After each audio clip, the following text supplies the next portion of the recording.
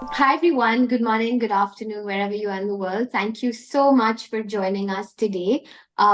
Today, we've got Sanj Hall with us at the Sarveda Gyana series. So, welcome, Sanj. Thank you so much. It's an honor to have you.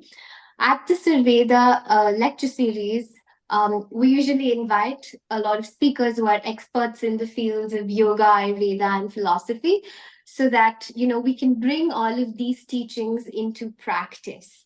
And at Sarveda, we're actually inspired to integrate the timeless wisdom of yoga, mindful living, and music into our daily lives to help navigate modern challenges while maintaining balance and harmony.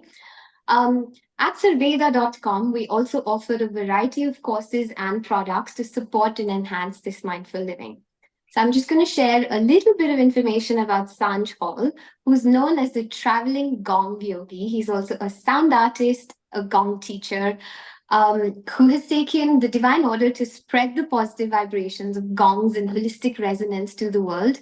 He's been conducting gong baths, meditative concerts, therapy sessions, gong and sound healing workshops in over 100 countries across Europe, Middle East, Asia, and North America.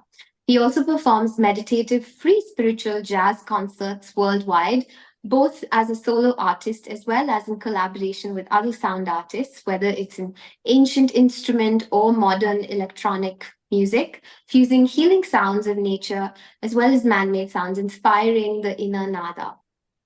Sanj's formal journey began about 30 years ago. He has learned and worked with many spiritual masters and teachers and continues to add sound healing practices from different cultures, regions, and religions. He also spends a considerable amount of time in ashrams and monasteries in India with yogis deepening and widening their own practice of sound healing and Nada Yoga. He loves to collaborate with ancient wisdom elders as well as the scientific community, bringing the best of East and West, as well as bridging ancient, contemporary, and futuristic sound visions. Research, travel, learning, and teaching are four key parts of his sound healing life.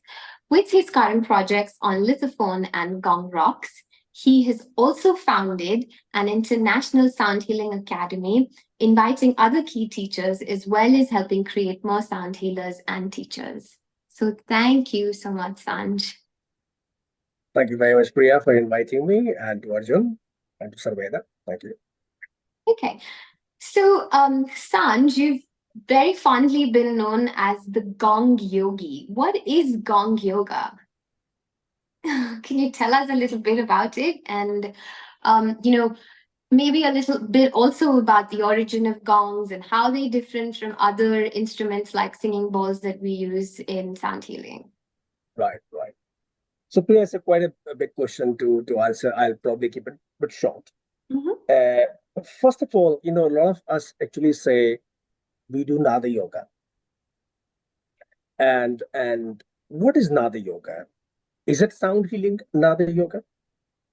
So the thing is, the question is for you: can I do Surya Namaskar for you? Would you get benefit if I do Surya Namaskar? No. Okay, exactly. So, which means when you practice Nada Yoga yourself, you're going to get the best benefit out of it. Right. However, when you are unable to initiate or you need a little facilitation to enter the inner Nada, instruments like gongs, singing bowl, tuning fork, shamanic drums are helpful. So, primarily, we say that everybody has his own natural tuning. And Right. as long as you remain in your natural tuning, you're happy and healthy. Which basically, if I compare to what Ayurveda says, which is called Prakriti, if Mhm. you are who you are, then you are happy and healthy because you don't have to pretend to be somebody else, Right. which means you are within your own frequency. And I think that's exactly what we're trying to do. That's exactly what yoga tries to do. That's exactly sound healing tries to do. And because I practice more gongs, we Mhm. actually give it a word gong yoga. Gong yoga is also a methodology which was started by two different people called Mehtab Benton, who use Kundalini yoga and a lot of pranayam into with sound. There is also another teacher called Don Conroe who uses what I call meridian, emotion, and sound to create a product called gong yoga. So different people have interpreted differently. And if probably you ever come to a program with me, maybe you can explain later. It's quite a big subject. I hope that helps you to understand a little bit. So then in what do you do in gong yoga? Is it, like people kind of sit in, the sound healing circles and you play gongs and we kind of just meditate to the sounds of it? We so the two ways you could do it. You can a lot of Kundalini yoga teachers, especially in the West. Right. Kundalini yoga is more prominent in the West than Mm-hmm. in India. Probably people do more Kriya yoga, Uh-huh. and of course there we have many kinds of yoga. Though Patanjali probably wrote only one part. So a lot of people once they finish the yoga, they actually lie down in a savasana, and this is where many people do a gong bath when you are in Right. shavasana. Right. So that is one part. The other part is that you could be doing a pranayama, Uh-huh. you could be doing a brahmari. So brahmari is itself kind of increasing the vibration within your Yeah. skull and the whole body. Now Mm-hmm. that's also in a way another yoga. So in a gong yoga, you can use different ways. You can use chakra methodology. You can use a meridian and sound. You could be using a pranayam and sound. You could be using asana and sound, and combining these two together. So we have something methodology called chiometer, in Okay. which we are able to combine right from astrology to yoga to Ayurveda to sound to meridians to different metals to different notes. It's a fairly complicated in the sense. I must say it took me about 6 to 7 years to really get into it because for each subject you need to understand. Meaning, if you're trying to combine chakra with meridians, you need to understand both of them well before you can find interrelations. Right. Got it. Okay. And how are gongs different from crystal bowls? Because a lot of teachers give, sound baths just using crystal bowls or metal bowls. So how are gongs different? What impact do they have? Great question. In fact, personally, I use gongs. I use bowls, metal bowls. I prefer metal bowls. More reason because I'm a traveler. Crystal bowls won't last very many days with me with my travel. Uh, I also use a lot of machine-made bowls where you can create a single tone like a crystal bowl does. Okay. So I would say gongs would have large overtones. They have wide overtones. Okay. Whereas when you use a crystal bowl, you use it for a specific frequency because usually a crystal ball holds its note, whereas a gong will not hold its note. In the sense, there is a fundamental frequency and there are the overtones, which Okay. means gong would have a long sustain Right. vis-a-vis a bowl, vis-a-vis a crystal ball. A crystal ball, if you strike, won't have much sustain. It's a single note, less overtones, whereas a gong, if you strike, would have a lot of overtones. So the usage of each is different. If you want a specific frequency, you're probably going to work with a crystal ball. If you want to work with a wide range of frequency, you're probably Uh-huh. going to work with a gong. Oh, that's interesting to know. Thank you for sharing that. Okay. And Sanj, you've also, you've mentioned you've traveled in more than 100 countries and you've taught in a lot of these countries as well. Different cultures approach health, well-being, and sound healing differently. What differences and similarities have you seen in your travels, teaching at all of these places? So let me ask you a question. What kind of music do you like? I like it actually depends on my mood. Sometimes I really like soft rock. Sometimes I just listen to like instrumental music, depending on, if I want to listen to something calm and soothing, then it's just like a flute music. So yeah. Depends on my Right. mood primarily. Depends on your mood. Exactly. So we listen to different music, different sounds depending on our mood. Mhm. And before I answer that question, let me also say, how do we define sound? Before I go to answer the question of music, let's define what the word sound means. Right. And I think it's a nice, we can ask our audience what they think sound means. Yes, we have Saurabh. I think he's the only audience right now. No, we've got quite a few people. I see All right. Lakshman, Okay. Uma, Okay. Sunil. Sure. How would you say, how would you define sound? In a very simple way. I don't need a physics coming from Wikipedia. Something of how would you define sound? Would any of you like to answer? You can use in a chat box or you can raise your hand either way. Priya is the facilitator. She can decide how she wants to do it.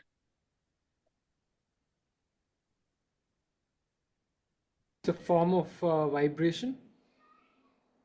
It's a form of vibration. All right. Okay. Great. Anybody else? Yeah. So Lakshman writes, it's also silence or also noise. Vibrations that travel through air. Right. And water. Yeah, water. Yes. Yeah. All right. Great. Yes.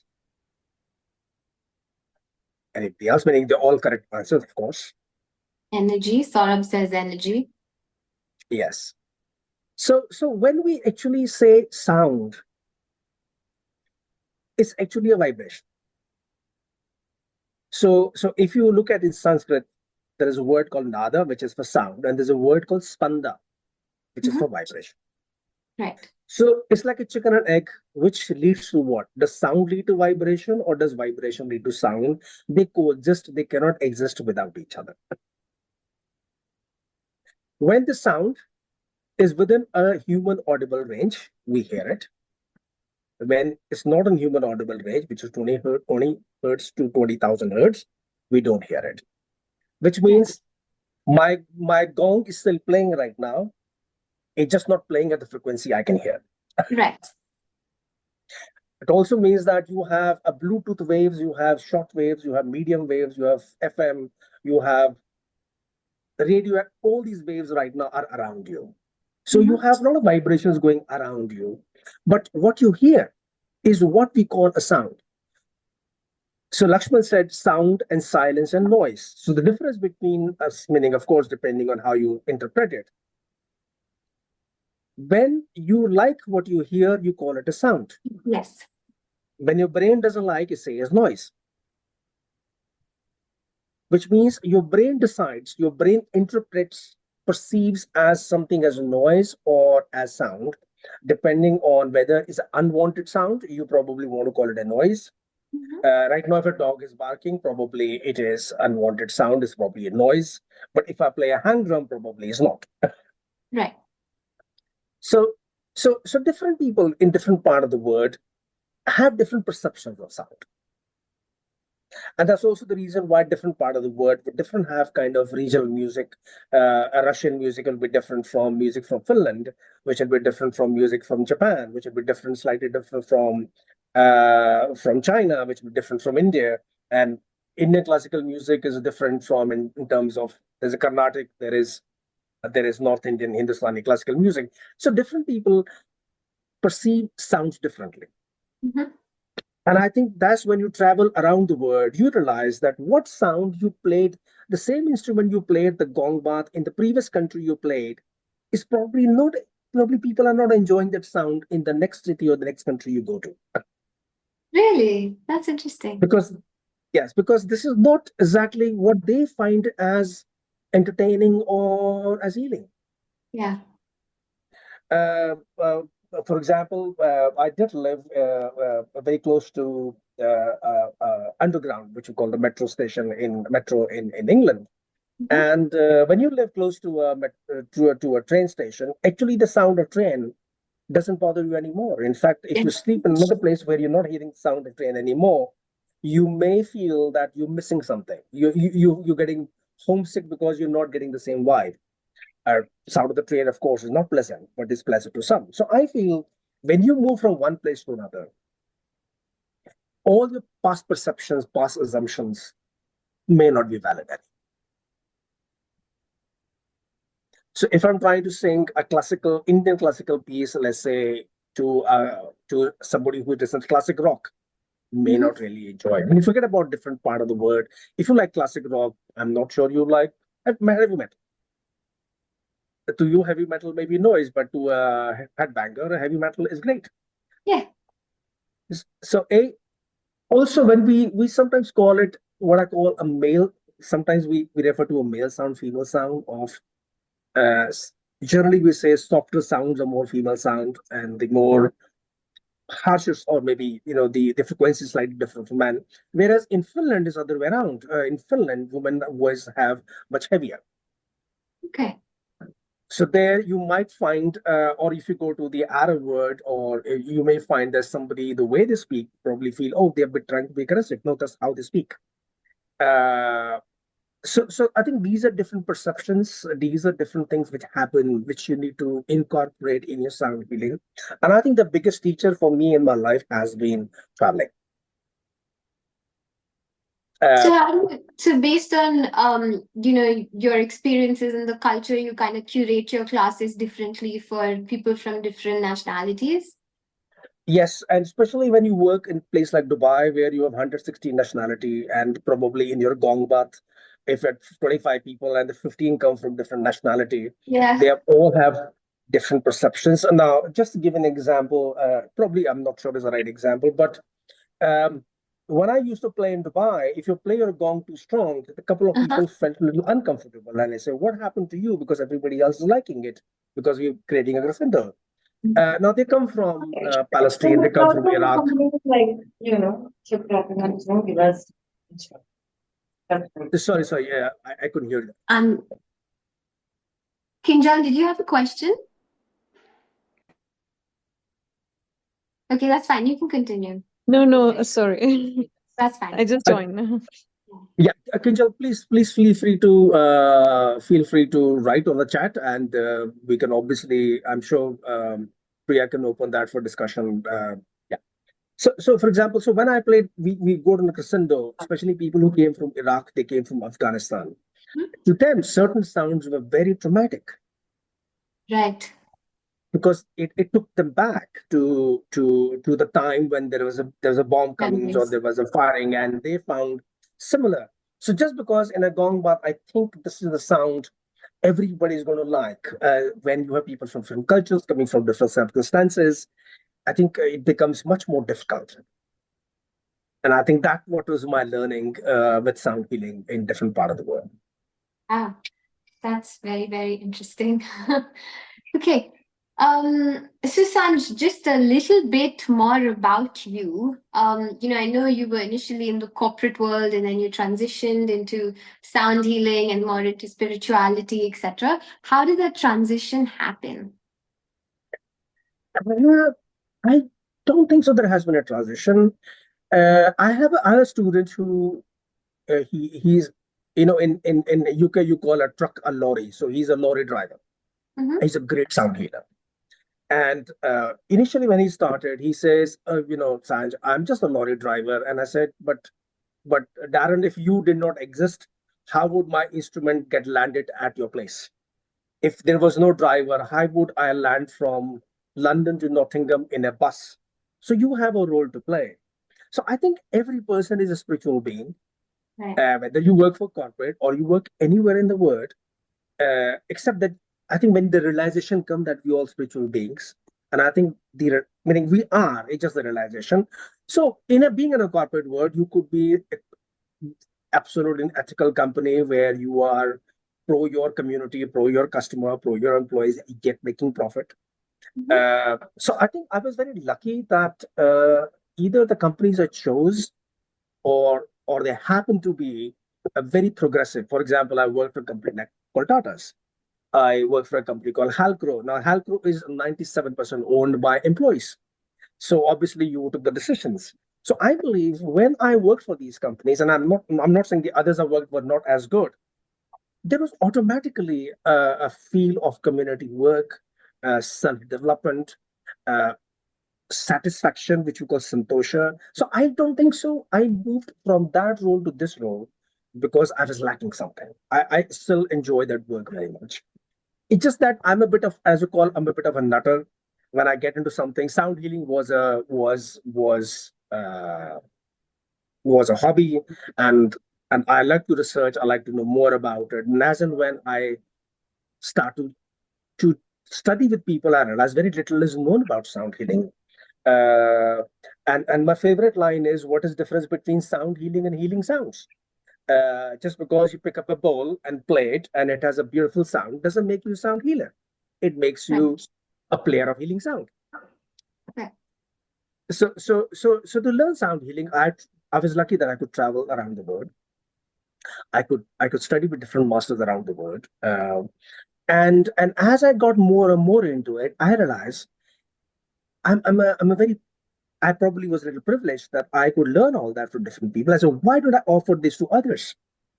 And this is how the transition in my human resource development role. I was also the charge for quality and training and benchmarking.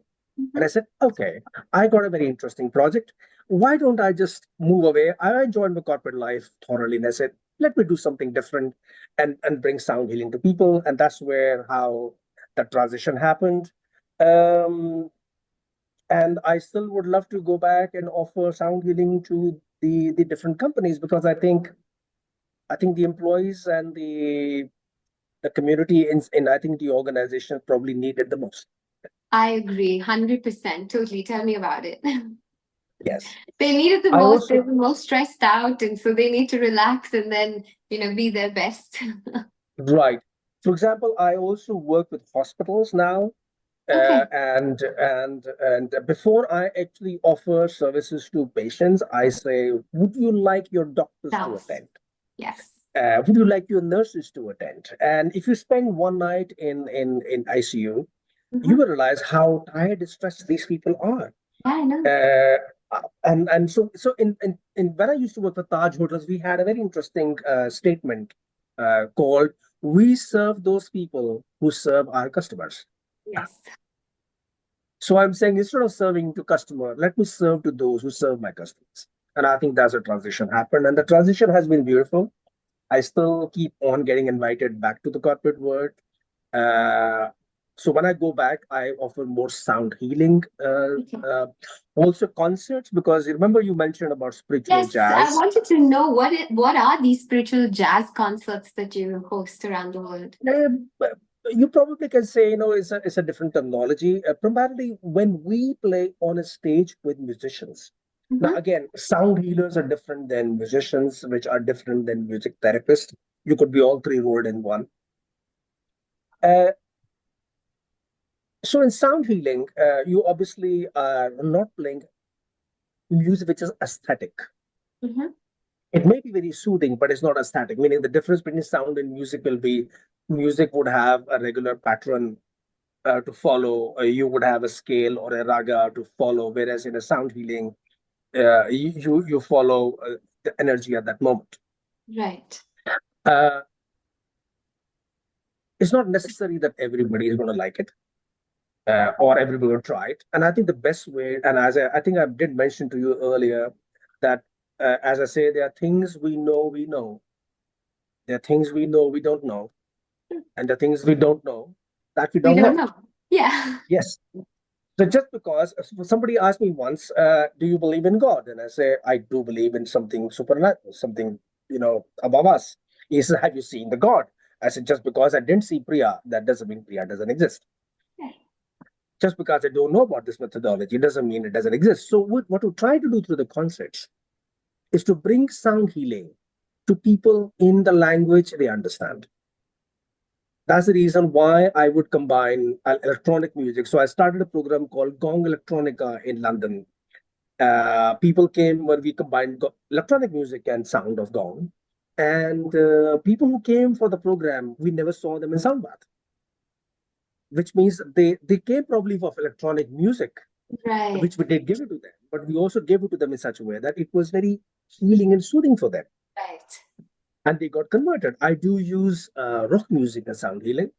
I have CDs with Indian classical music and sound healing, Western music and sound healing. I have CDs with music from Beethoven and Mozart and Oh, Haydn and wow. Schubert and Tchaikovsky. Uh, so spiritual joys is when you play with people. We feel when you play with the spirit, Mhm. When two spirits come together, the notes will match. Yeah. And 95% of the time when we play on a stage, it's a completely improvised set. We have never played in our life. We just pick our instrument and play, and we invite the other artists to join, and they join by the feel of what they hear. Yeah, and then there's Or what- synchronicity. Yeah. Yes, yes. So we feel it is very live. You cannot recreate it because at that moment, uh, what your spirit allowed you to do or whatever it took you, you played. So these are more concerts which we call eyes open, sit down concerts because most gong baths or sound baths are lying down, eyes closed. Right. Whereas a lot of people may not do that. So you actually go to a concert hall and offer a free spiritual jazz concert where you are sound healers, you have musicians, uh, which fuse together. I call it a musical sonic presentation. That's I hope lovely. At that least then they get to experience it, which is beautiful, actually. yes, and it's like this. Again, my favorite line: if you have never tried rajma chawal in your life, I have Italian friends who say, "Tell me how rajma chawal tastes," and I say, "Till you try, you would not know." It's very hard to tell you the taste of a curry chawal or a rajma chawal, or for that matter, uh, back in Italy, people use potatoes and beans and even rajma in their pasta. Uh, we don't use probably here, but they use in their pasta. So it's very difficult for me to say how does a rajma and pasta taste. You probably need to go to a certain part of Italy to do it. But I think once you try, at least you tried, now you know you like it or you don't. But Right. before that, since you've never tried, we don't know whether it is going to be useful for you. So I think that's what we're trying to do.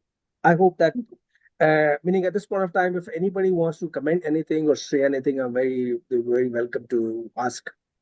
Yeah, any Uma, questions, Priya, please feel free to just unmute. Saurabh, So Saurabh, I'm just going to read out something that Saurabh's written. So he says, so how certain feelings or emotions, behavioral patterns and programs like conditioning you spoke about have certain frequency and intensity, amplitude, and they come to the surface from deeper in the psyche when a close frequency is encountered on the skin or the eardrums. Like a lot of goat skin instrument percussion tends to surface some fears and anxiety. Can you share a little more about that? So, before we get into that, though, I was also very curious to ask you. First of all, maybe we talk about what's the frequency that a healthy body resonates at. And then, we can talk about what Saurabh has asked as to, in a lot of these sound healing sessions, I've experienced it myself. Sometimes happy memories come up. Sometimes, tears are rolling down my eyes and a lot of things are getting released. So could you touch upon that? Okay, so let me quickly turn my laptop towards the side. I have certain gongs sitting here. Okay. I have a gongs in bronze. This Bronze is gong. B22 bronze gong. The next gong is a nickel silver. Okay. The next gong is actually what I call bell metal. Okay. And the other side, which you probably can't see, I have a gong with titanium. Now, if I play the same frequency on these gongs, the sound will be different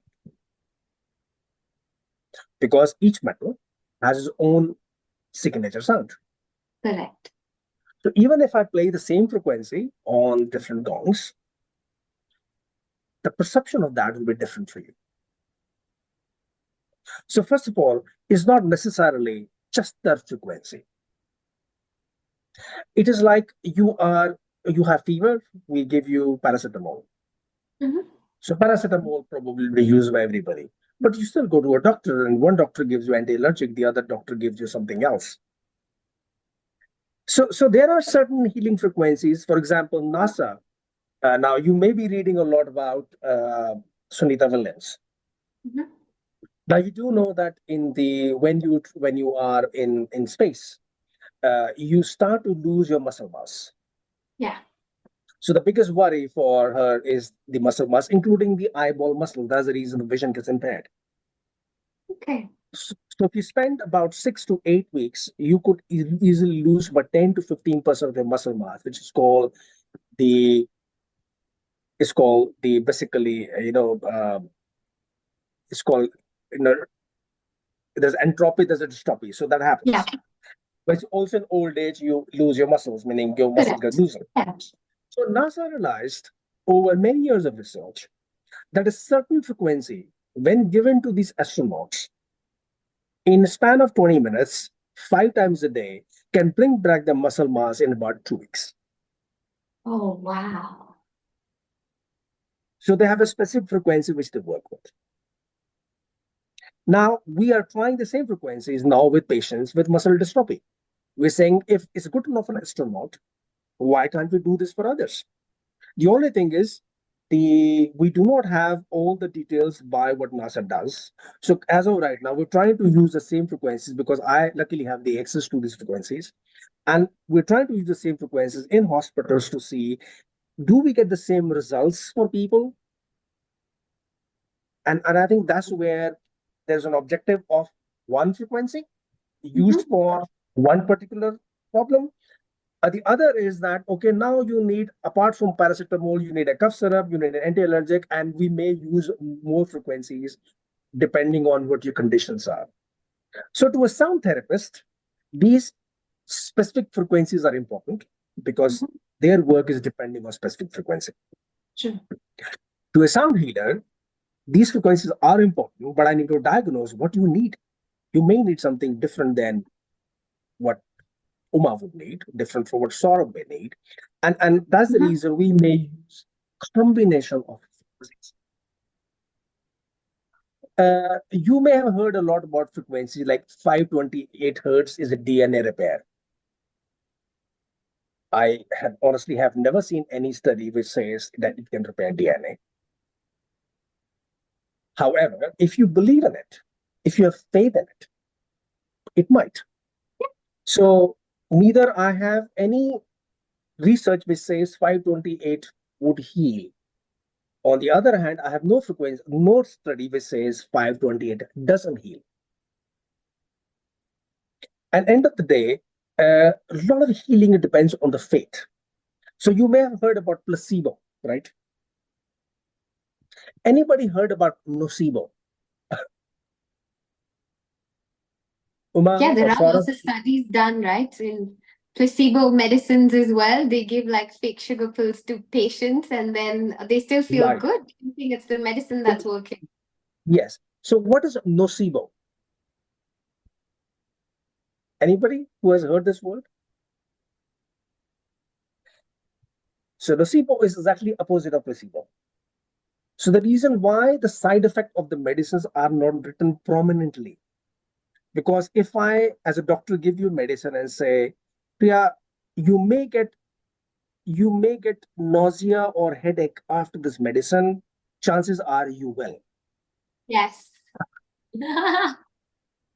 Because So I'm that is thinking why about it too much. you're Yeah. thinking about it. So which means, so is actually very, so as placebo is talked about, as nocebo is talked about, that's the reason why doctors, while they will love to tell you the side effects of a medicine you're taking, the reason they do not, because you may develop them anyway.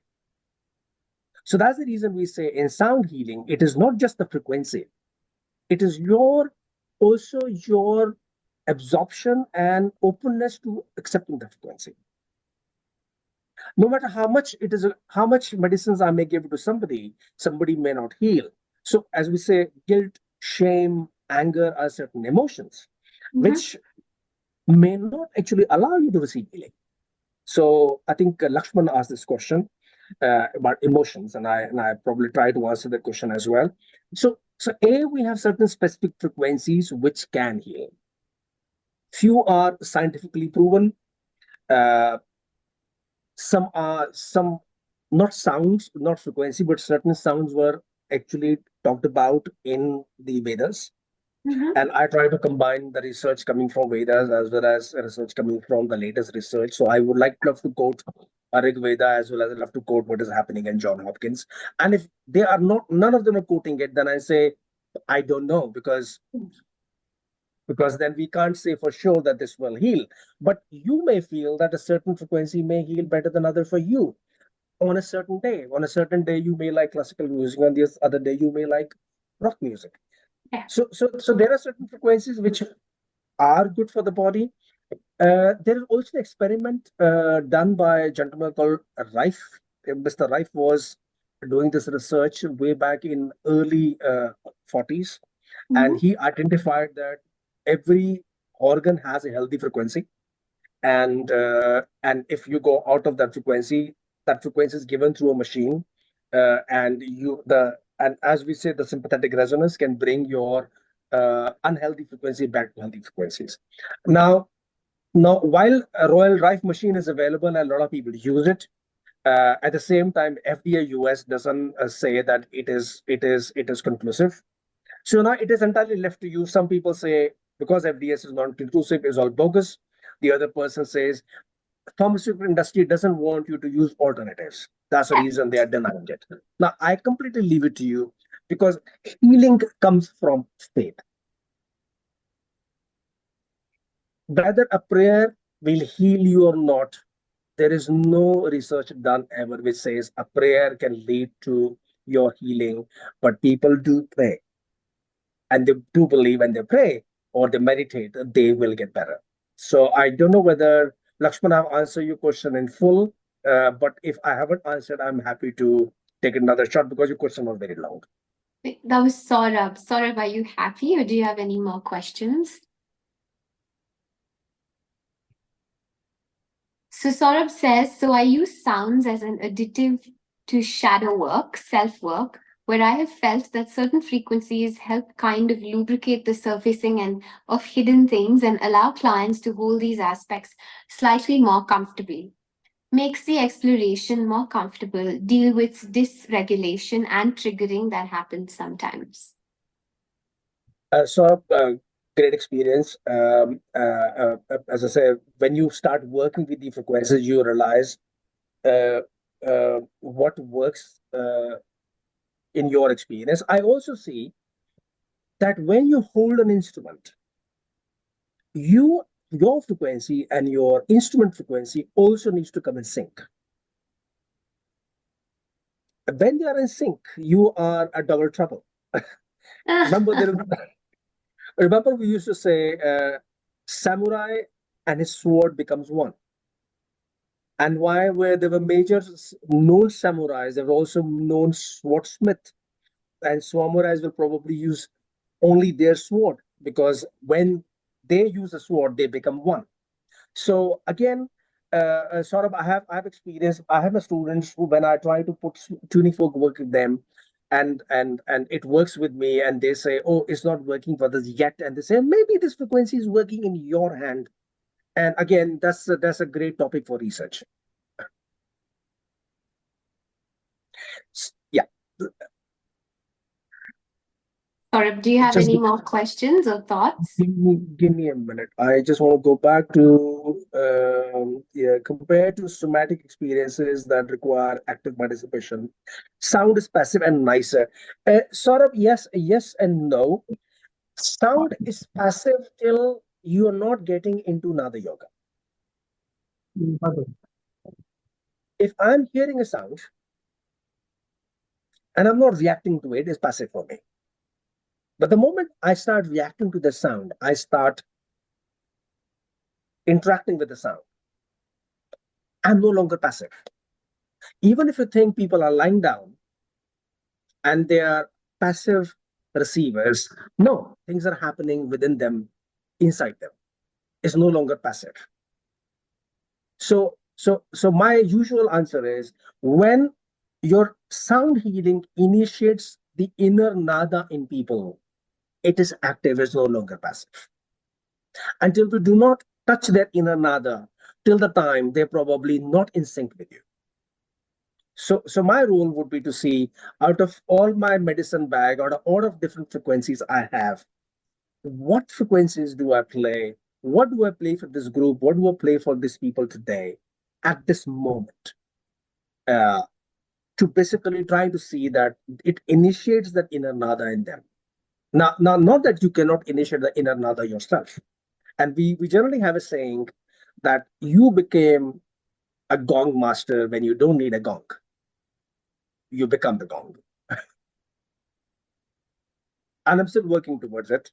I still need a gong to help people. But if you see way back, if you looked at the old Vedas where you say when you sat with your teacher, there is a download happened.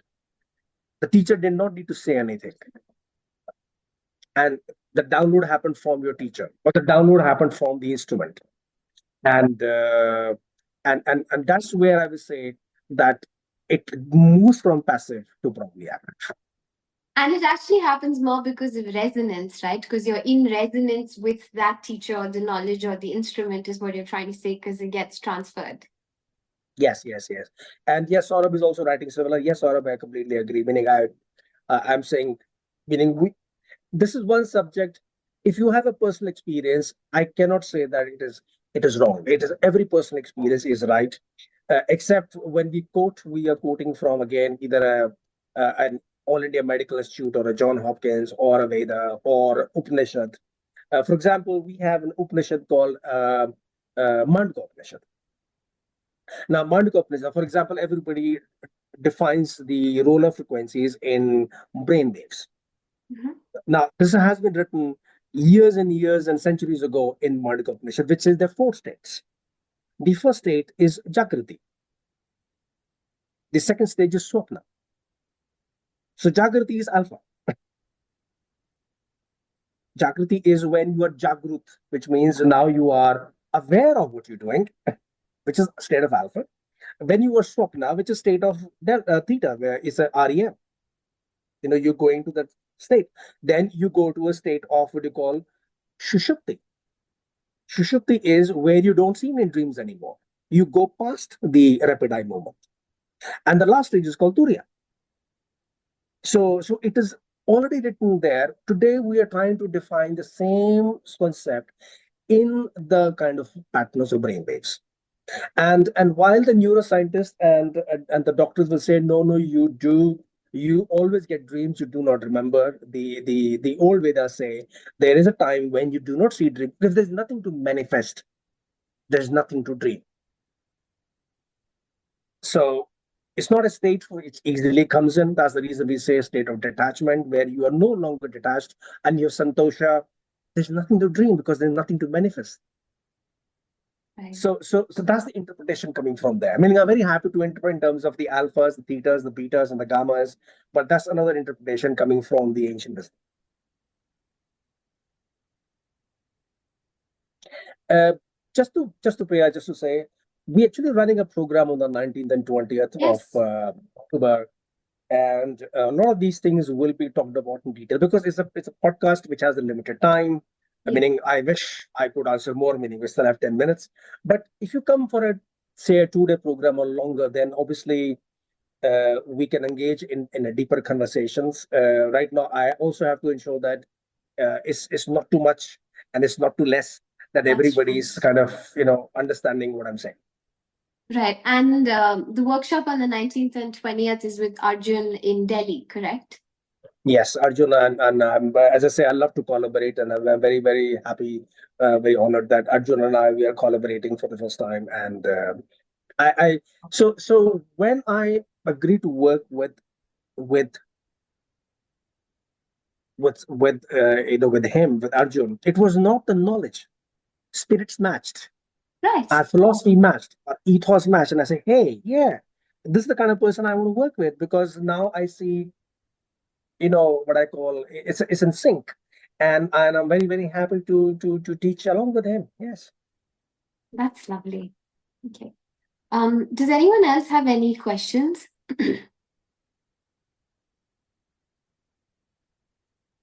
There. Could you share a little more details about the upcoming workshop? Sure. So let me quickly. I was about to move my laptop, so I said let me show you. So now that you've seen the different instruments here, as I said, this is a bronze gong, a nickel silver, a bell metal, Then here I have uh, it's a magnesium, aluminium, titanium match. Here is another nickel silver of a different kind. Some of these gongs are just made for me; they are one of its kind. So a gong is just not a gong. The metals, the frequencies, the thickness. Bronze is also different kinds. How do they affect you? How each gong is different. Gong is just not different in terms of frequency. It is also different in terms of what we call in Ayurveda rasayan. Rasayan means various metals. So here, for example, I have a conch. It's a ceremonial conch used in Buddhist monastery. I have a horse conch from Australia. I have another conch from India. And I have about 8 different kind of conches, which I probably want to bring to this thing. And each conch, of course, each conch would have a different sound, but each variety of conch has a signature sound. For example, an Indian conch or conch from Indo-Pacific it's much thicker. You can carve them; they are as hard as a stone. And when you play, the sound is sharper. When you play a Caribbean conch coming from the Bahamas, the Caribbean, the conch are thinner, the sounds are warmer, but they're not easy to play. Now, I don't know whether you know the difference. And that's exactly what we're trying to say, that in sound healing, there is a lot more variety of instruments we have. Now, if you also see, you have variety of books here.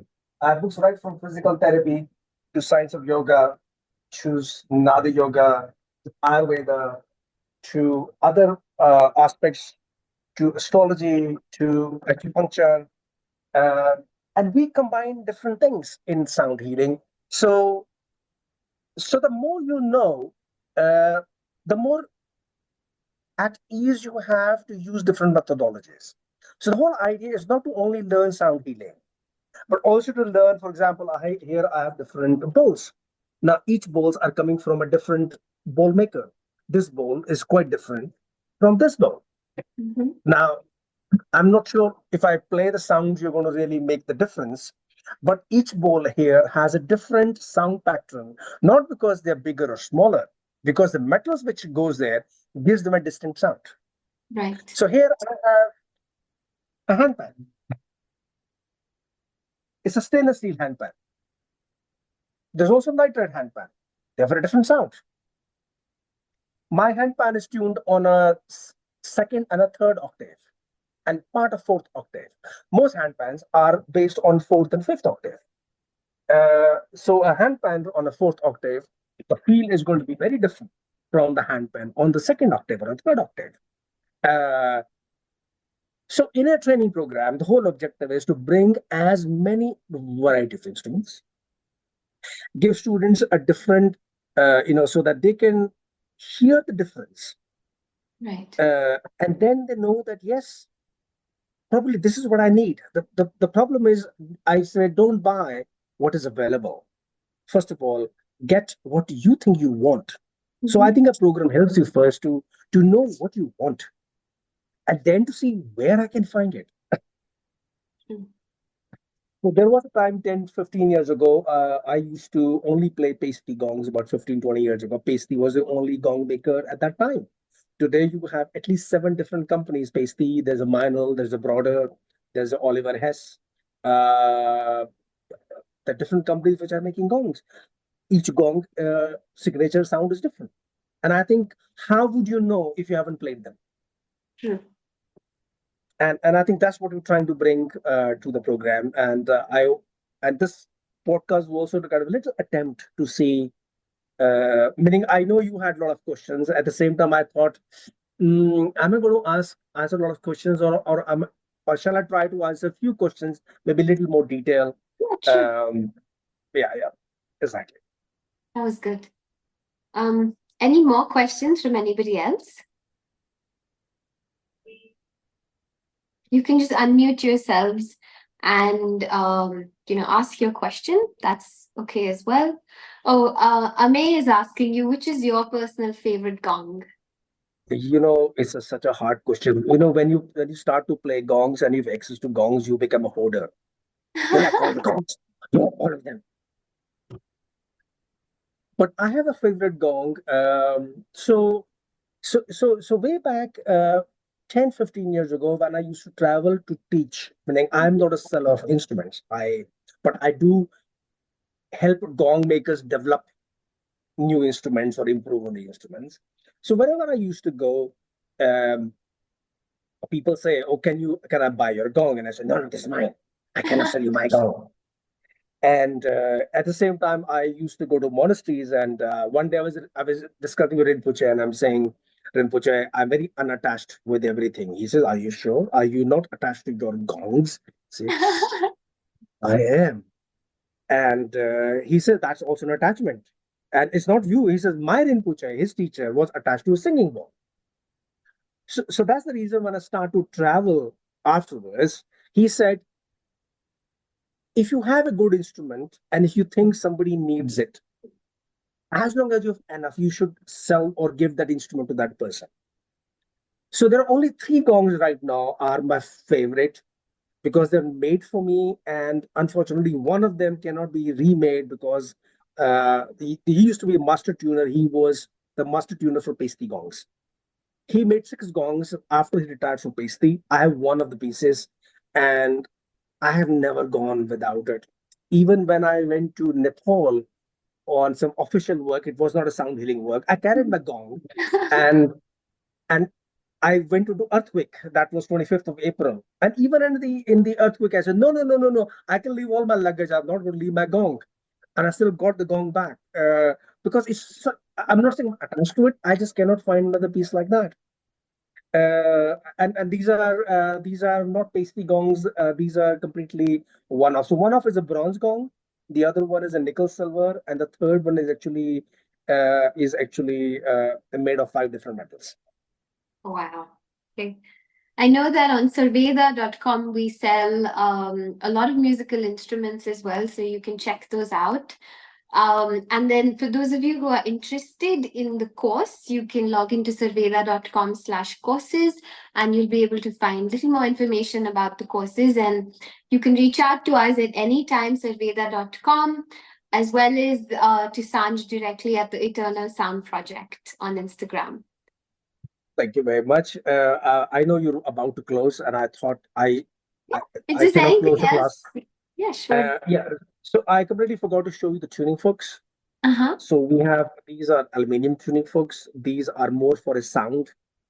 These are weighted tuning forks. They are more for as vibration. So we have something called psychoacoustic, which means how the sound affects your psyche. These are bioacoustics, which you actually put on the body. So you actually feel them on the body, and it kind of again helps you open up the channels. It also kind of helps you uh, recalibrate yourself. We also, for example, have stainless steel tuning forks, which also are used for both. They're crystal tuning forks. There are many different kind of tuning forks. So the whole idea of the program is to actually bring these to you. And before I close, I really wanted to say, Mhm. and in fact, I really wanted to define the word frequency. And I guess we already spoke a lot about Yes. everything else and haven't. Do we have 5 more minutes, or is the Yeah, timer of course. up? No, you can take all the time you need. We do have time. We have Okay, another okay. 15 minutes if you like. So frequency is basically, as you say, is occurrence. Mhm. Occurrence of what? Occurrence of the vibration. And when the same vibrations keep on occurring, we call it at a certain cycles per second. We call them hertz or frequency, Right. right? Meaning is probably defining is complicated. Do we know? Now the thing is, a lot of people kind of sometimes confuse with. So when I say this is a high vibration instrument, what do you understand from it? Is it high frequency or high vibration? Open So to people all. say, oh, don't drink. It's a very low vibration.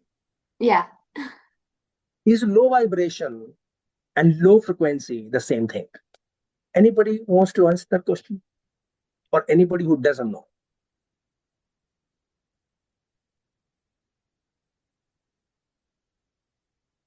Okay, I'm not hearing anything back. Okay.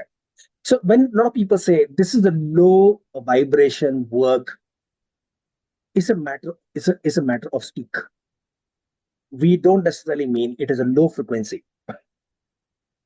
So when we look at 20 hertz to 20,000 hertz in a human audible range, Mhm. humans normally, when the conversation is normally between 125 hertz to 5,000 hertz. So if you go to an ENT specialist and says, doctor, I have a problem with hearing, ENT is not going to check your range from 20 hertz to 20,000 hertz. They're going to simply check your range from 125 hertz for you also. to 8,000 hertz, because that's your range of the talking range. Basically, they want to make sure that as long as you can hear human conversation, Mhm. that's good enough. So that's the range that they look at. Obviously, sound healers look at 20 hertz to 20,000 hertz, but we also look at frequencies above 20,000 hertz and frequencies below 20 hertz. For example, if you have kidney stones, today doctor can give you an option of lithotripsy, blasting kidney stones. The sound is about 1 million hertz. If you go to a physiotherapist and you have joint problems, they will move a little ultrasound machine on your body and it's tuned to 150,000 hertz. So the ultrasound is also sound. So as a sound healer, I also will deal into sound which I cannot hear.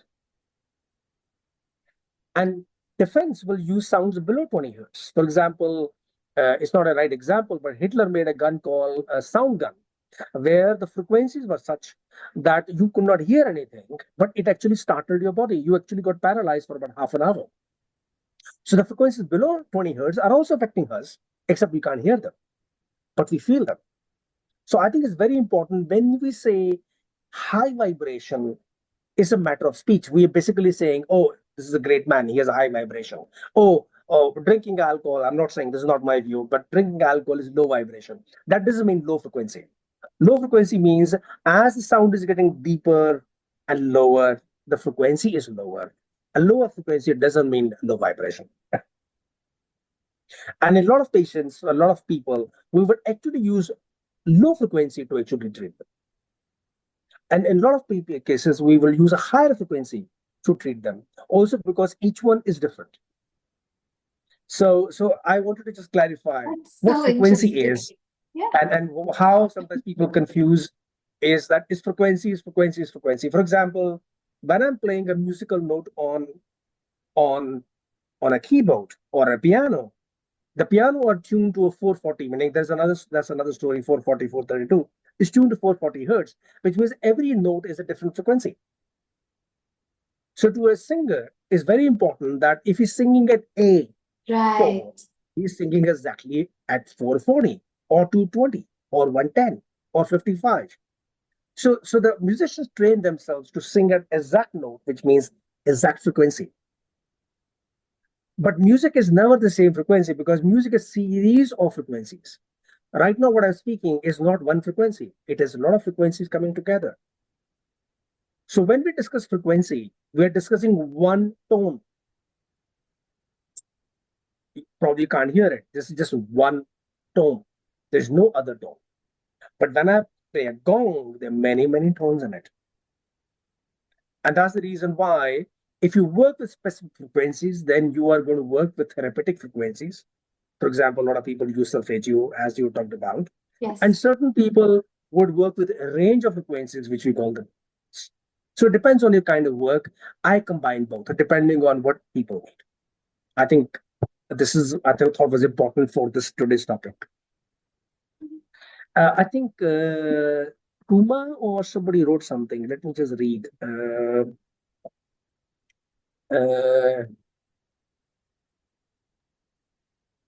Sorry, let me just go through. Yes, Uma said, would love to join the platform of sound healers that was mentioned during introduction. I'm certified sound healer. Wonderful. So before we close, Uma, what kind of instrument do you use? Hi, Sanj. Hello. So, thank you so much for this session today, and I thank Priya for providing this platform. I'm very, very recently certified as a sound healer. I think I'm in a similar journey as yours. I too work in an MNC right now, but healing has been my passion, wellness and healing. So I'm a certified yoga instructor. I teach yoga and also meditation.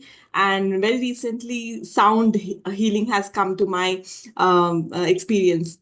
So I'm just discovering. I want a mentor to guide me, what to do, and where should I go.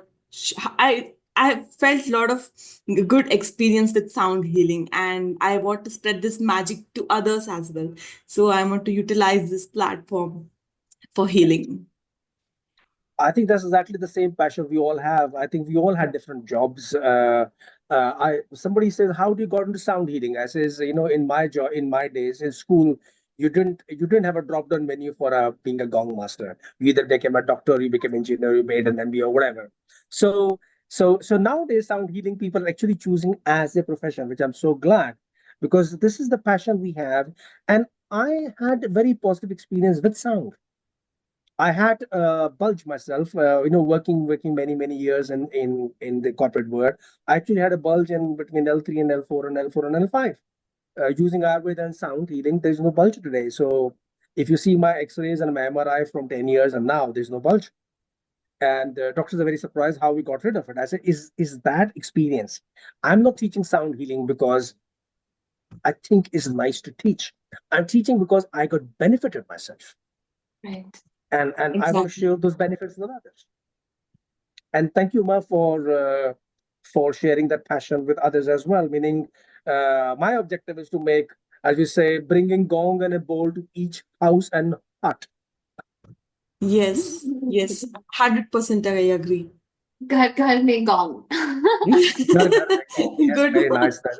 I think that sounds very like a BJP slogan, and I'm just kidding. Government slogan, ghar ghar mein gong. Yes. I think that's a very good. I think you should write as part of Sarveda, ghar ghar mein gong. Okay, so Uma, coming back to your question in terms of you joining the platform of sound healers. So if you subscribe to our newsletters, we keep hosting a lot of these Jnana series, and we bring experts from different areas. And so this is going to be a nice platform for you to learn, as well as if you're interested in any of our experts that we host. They host a lot of courses. We collaborate with them. So that's how you can kind of continue your journey. And we're always there to support you in this journey. There's another question. Yes, and should you want to connect, I'm also on Facebook called Sanj Hall or something, or you can Google me. Or so I'm also happy if you want to connect and speak. But I'm sure Sarveda is a great platform, and I think I'm not sure. I think we're also going to do some gong bath in Delhi. Yes. So if you're not joining for a program by any chance, at least join for a gong bath and meet us there. And Yeah. do you do anything online as well, Sanj, or is everything in person? I do. I also run training program online. So the thing is, I have like Saveda, meaning we of course train together. I also have certain courses which either I teach online or teach offline, or I teach what I call um, a hybrid model, because at certain level I don't certify people based only on online training. Right. And I think the best way will be to probably keep in touch with Saveda and see what else I'm doing. Meaning, we all offer a lot of different things, and I'm sure you have a platter to choose from. Yeah. Dr. K.R. Ramkumar has a question, and Yes. it is, can you give a brief on gong sound frequencies with astrology? Okay, great question. Uh, yeah, we have 5 more minutes. Meaning, Yeah, I'm my judgment, I can go on and on. I know. I also believe at some point of time you have to say no, enough. yes. Um, so, Dr. Ramkumar is a little, the answer is more complex, but let me very quickly answer the question. Uh, in the space, you cannot hear sound, but there is sound, because sound needs matter, and there's no matter in the space. So the sound is actually transmitted as electromagnetic waves. So obviously, the sound of each planet we receive as electromagnetic waves. And actually, NASA did a research and they did what we call a data sonification. They converted the electromagnetic waves back in the sound.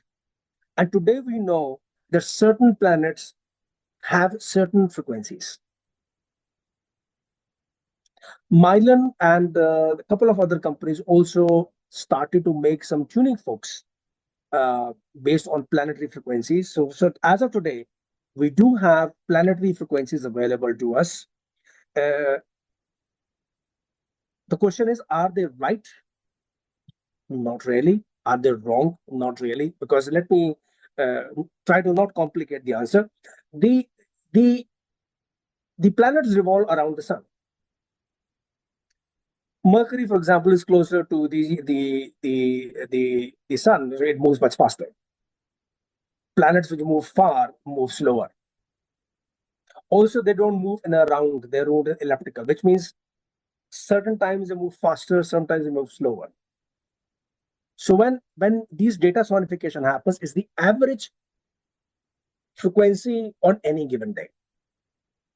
Whereas the frequency of that planet every day will be different depending on where, how far it is from sun, and what speed it is going. So we do have these planetary frequencies available. So if an astrologer says that your lagna has Saturn, which means Saturn or Shani is sitting in your lagna, or they say your lagna mein aapke Venus hai, aapko Shukra aapke lagna mein hai. So obviously that is your basic, your ruling planet, and which means you would probably the most yourself within that frequency because that your lagna. Whereas different constellations will move. So when the different constellations happen, meaning different constellations or the certain day, the constellation will have different effects. And if we know the constellations, we can actually combine the planetary frequencies to have enhanced the experience or reduce the experience. Just to add one more example, if somebody says, now I don't know how much you believe in astrology, but if you do, so they will say, okay, so for example, Saturn is a limping planet, which means if you are ruled by Saturn at some point of time, as per medical astrology, you are likely to develop arthritis. Most likely, if you do not look after your arthritis, from osteoarthritis will become rheumatoid arthritis. So we know if your lagna has Shani in it, we know that this is likely to happen in the future.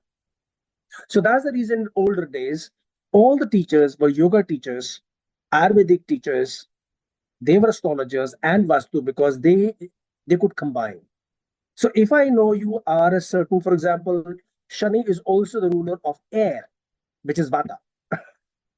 Which means now if I know your ruling planet, I also know your Ayurvedic constitution. I also know possibly things which may go wrong with you over time. And as a doctor, as an Ayurvedic practitioner who knows astrology, they will say, look after these things, and because they are likely to develop. And if I'm a sound healer, I can also combine those frequencies to either enhance the experience. For example, we have called friendly planets and enemy planets.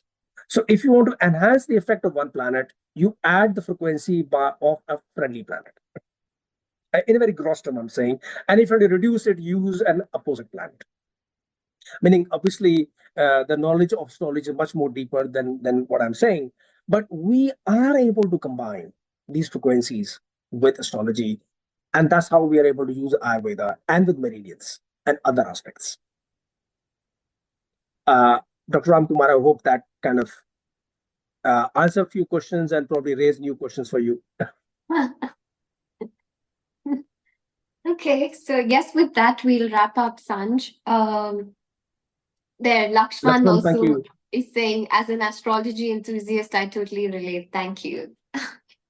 Yeah, I would also say subject of astrology is so deep that I think I learned astrology way back. I was a teenager. I was lucky to find a teacher, and I really wanted to give, and I realized astrology is one subject. Not that not every subject needs your life, meaning you need to give your life to it. But astrology is such a deep subject that if you're if you don't have deep enough information, actually wrongly interpret. And I said, no. Whereas in Ayurveda, as your knowledge goes further, at least your interpretation gets better. Whereas Right. astrology, your interpretation could be wrong. Because if you don't understand कि इसकी दिशा यहाँ क्या लगेगी, अगर आपको नहीं पता है और अब उसको आप लगन के हिसाब से बताओगे तो फिर गलत होगा. Okay, so yes, we're up on time, Sanj. So thank you everyone for joining us. And it was lovely having this conversation with you. Thanks everyone again. And reach out to us if you do have any questions, you need more information. It's sarveda.com or the Eternal Sound Project on Instagram. Thank you very much. Have a lovely rest of your evening. Thanks, Sanj. Thanks very much. Thank you for joining, and thank you, Priya, for inviting me, and Sarveda and Arjun, of course. Okay. Thank you. Thank you, Thank you. everyone. Thank you so much. Thank you.